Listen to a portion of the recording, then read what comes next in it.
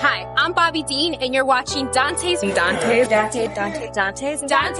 Nation. Boxing Nation.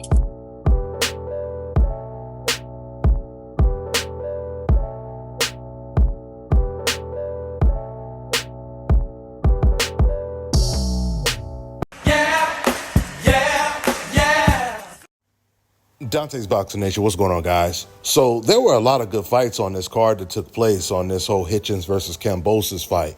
I really liked the way they stacked this card. I didn't expect that. They filled up the undercard with really good prospects. From Nishant Dev to Tara Moana, a really dangerous heavyweight prospect. Andy Cruz, who got a really impressive knockout win, and now he's the mandatory at 135 for the IBF belt. I feel sorry for Raymond Marataya. It probably was better that he never even fought for that vacant belt so he wouldn't be pressured to fight somebody like Andy Cruz. But at the same time, 135 is one of the deepest divisions in the sport of boxing, so once you reach the top of the weight class, it's kind of hard to avoid the top fighters. So I'm pretty sure Raymond Marataya, he will either try to hold that IBF belt hostage or he'll just vacate and move up to 140. I would be extremely surprised if he chooses to fight Andy Cruz. Cruz, he got an impressive fourth-round knockout over Japanese fighter Hiroti Mashiro. And honestly, I believe that Cruz, he's still getting acclimated to the pros. He's not fully developed yet, which is kind of scary when he only has 6 professional fights.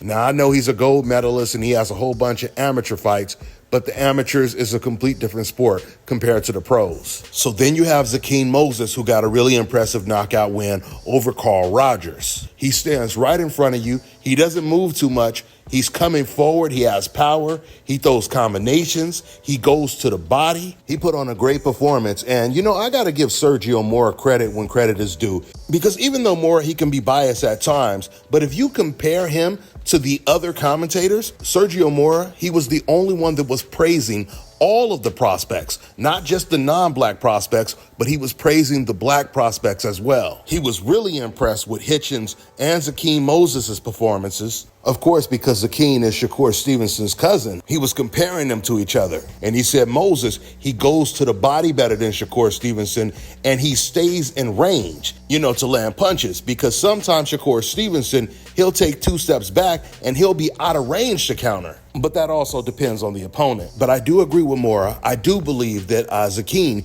he goes to the body better than Shakur does. And with him looking this good with only 4 professional fights, I can imagine how good he's going to look with 15 pro fights. ZAQUIN, without a doubt, is a special fighter. He really made his name off of beating Kermel Moulton in the amateurs. And what made the win so impressive was the fact that he had a lot less experience than Kermel Moulton had. ZAQUIN, he didn't have a lot of amateur fights, so he has a lot of raw, natural talent. So hopefully they keep him busy at Matchroom because he's a treat to watch. And Tara Moana. I want to see a lot more of him. I really can't wait to see how he's going to look when he steps up in competition.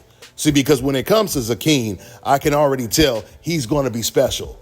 But when it comes to Tara Moana, he looks like a beast right now, but it's the heavyweight division, so it's a little bit different.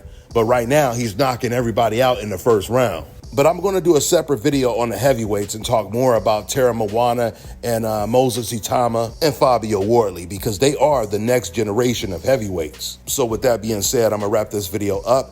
That's all I got for now, guys. I'm on to the next one.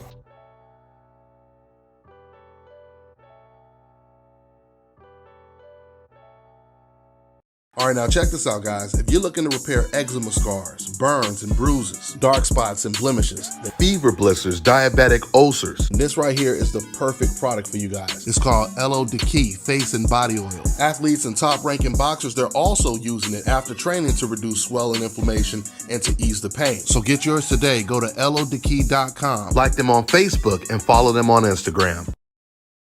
Let me tell you guys about Issa Israel Law Firm. It is a full-service legal practice based in Denver, Colorado, an emerging hub for combat sports and high-altitude training. If you're a fighter inside or outside of the ring and you need a law firm you can trust to fight for you, visit thefighterfirm.com or email help@iilawfirm.com. Legal representation is usually limited to plaintiffs or defendants in Colorado, but iFirm can help anyone in the world with trademarking their business name, logos, and U.S. immigration issues. This brother has been my attorney for a while and helped guide me through all kinds of business and civil issues, so make sure you guys go to thefighterfirm.com.